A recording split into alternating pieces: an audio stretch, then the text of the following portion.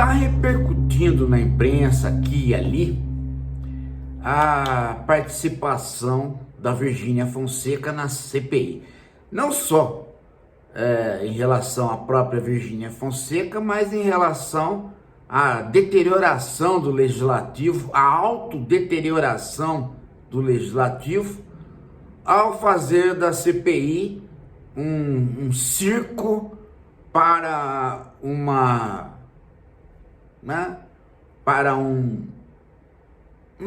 uma coisa que se identifica como mulher e lá promover um escárnio total da instituição e do Brasil. Mas, apesar da repercussão negativa, a maioria dos analistas centram os seus olhares na Virgínia e dão mérito para ela. Ela é uma boa bandida, não uma bandida boa. Ela é uma boa bandida porque ela sabe exercer o banditismo, ela consegue manipular, ela consegue atrair, ela consegue, né? Não, gente, não. O problema ali é dinheiro. Dinheiro, gente. É dinheiro ilegal, dinheiro maldoso, dinheiro do sangue das pessoas. E não só dinheiro das bets, dinheiro anterior. A Virgínia Fonseca é nora do cantor Leonardo. O cantor Leonardo está riquíssimo. De maneira honesta, impossível, por quê? Por uma razão simples, gente. O cantor Leonardo ficou na lista do trabalho escravo. Então você vê que o cara enriqueceu em cima, não da exploração legal que o capitalismo promove, mas da exploração que mesmo diante do capitalismo é ilegal, que é colocar pessoas numa fazenda em situação degradante, em situação que corresponde ao trabalho escravo, para poder ter mais lucro do que em qualquer outra situação. Se ele perde 2 cabeças de gado por mês, olha só, se ele perde 2 cabeças de gado por mês, ele já estaria regularizando uma parte da vida dos trabalhadores que estão com ele. Mas que nada! Ele tira a fotografia com o gado, mas ele não tem coragem de mostrar os lugares onde ficam os trabalhadores e sob que condições eles estão ali. Então, um sujeito desse, no Brasil, ele fica rico porque ele exerce todo tipo de atividade que a lei não permite. E ele foi multado, ele foi indiciado, só que ele reage com dinheiro, mas não com melhoria do trabalho dos trabalhadores. Resultado, ela pegou esta bolada, ela pegou um sogrão. Esse sogrão, né, deu dinheiro pro filho, o filho fez o patrimônio com ela para ela se lançar na vadiagem. O que é a vadiagem? A vadiagem é você ficar o dia inteiro sem fazer nada, se mostrando através de um aparato produzido pelo dinheiro, onde você lança cosméticos sem nunca ter feito nada na vida. Você é uma influencer, você influencia no quê? Nada. Não tem absolutamente nada para dizer. Ela é uma mulher vazia. Ela ostenta um dinheiro trazido do sangue derramado dos trabalhadores. É isso que ela ostenta, é assim que ela produz os seus programas. Não é ela e uma câmera. É ela e uma equipe imensa. E, se não bastasse isso, é ela, e já há algum tempo, um povo imenso, com as famílias deterioradas pelo vício no jogo, que não é culpa deles. O vício não é algo normal. Ah, estou viciado nisso. A gente às vezes brinca, né? Não. O vício é uma patologia. A pessoa viciada, ela perde as condições pessoais, individuais, de não fazer aquilo que ela vem fazendo. Ela se torna uma máquina de reprodução de um comportamento. E esta máquina de reprodução de um comportamento vai escoando o dinheiro, vai arrebentando com a família, vai fazendo os filhos passarem fome. Tudo vai se deteriorando, e isto está afetando milhares de brasileiros. Porque este jogo, esta aposta, ela pertence ao conjunto dos chamados jogos de azar, onde nunca você ganha, você só perde. Você só ganha no momento que é necessário, o tempo necessário para você viciar. Depois você só perde. Quem que não conhece isso das roletas?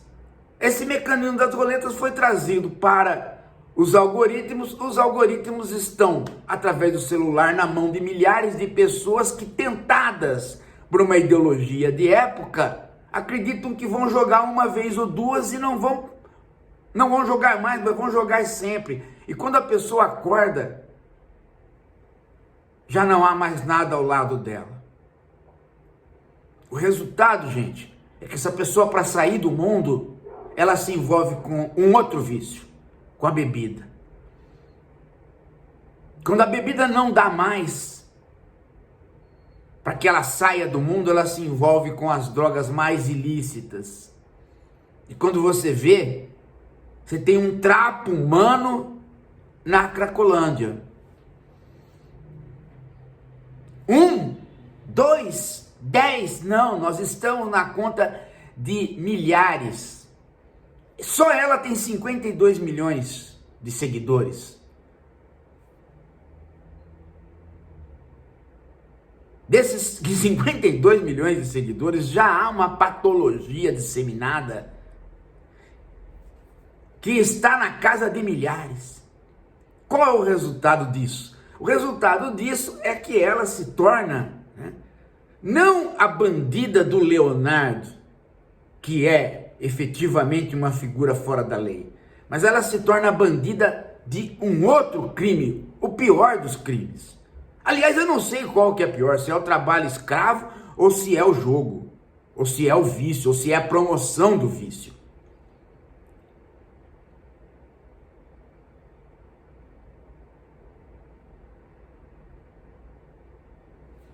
Você sabe como é que funciona o sistema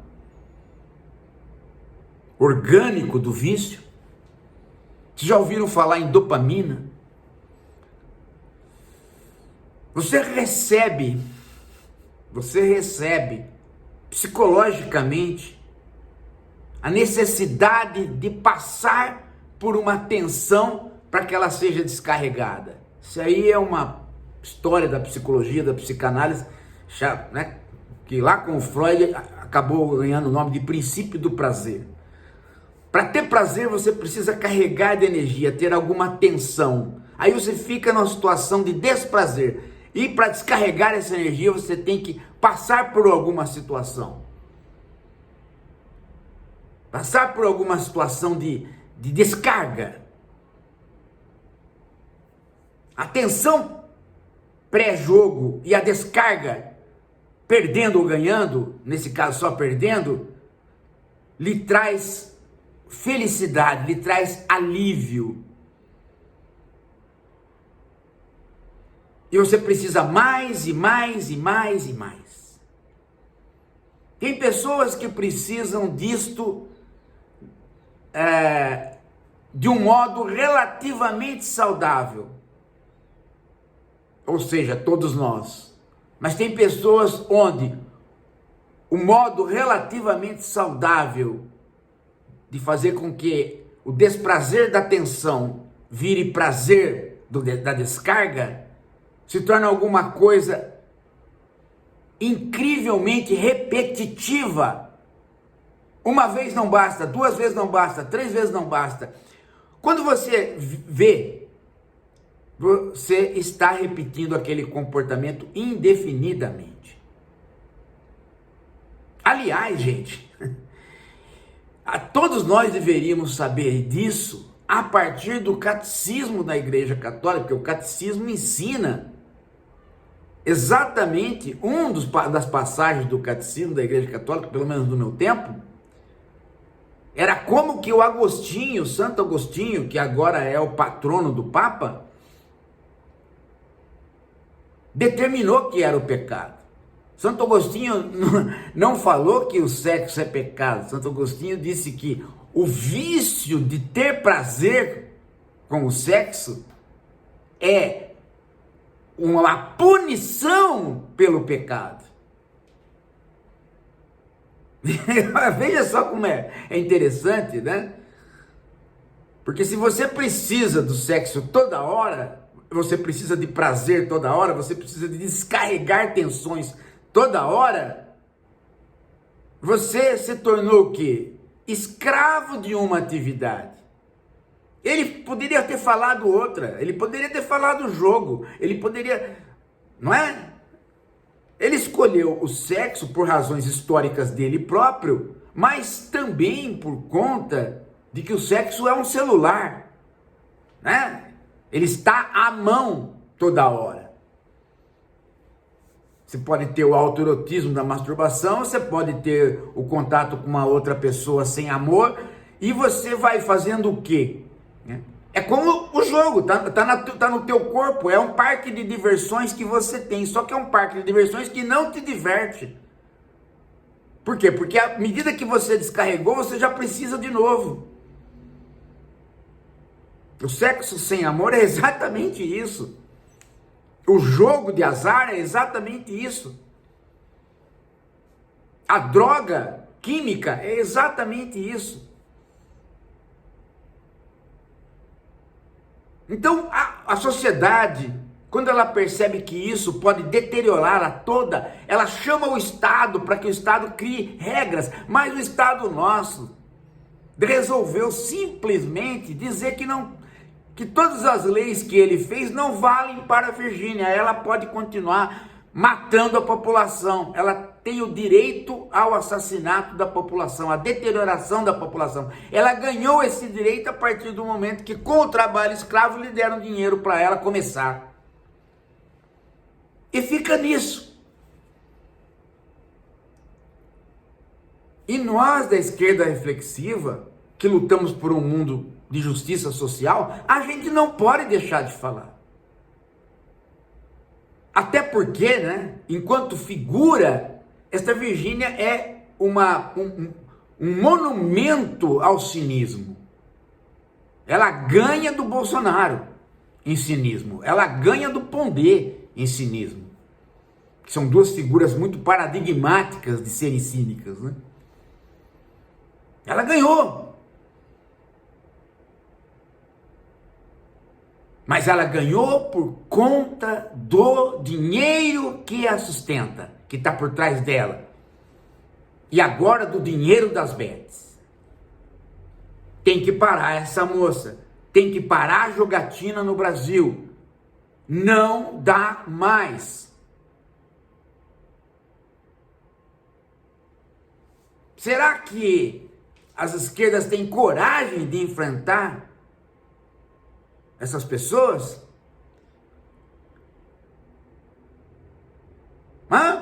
Porque denunciar o capitalismo como um mecanismo de exploração, as esquerdas falaram. Mas o problema é que o capitalismo, ele não explora mais o trabalhador. Ele passou a explorar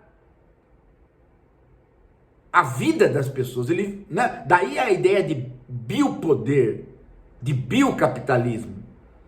É um capitalismo que não explora mais o tempo de trabalho, ele explora você em todas as situações. E essa é uma delas. E essa é uma delas. E há mecanismos de parar isso.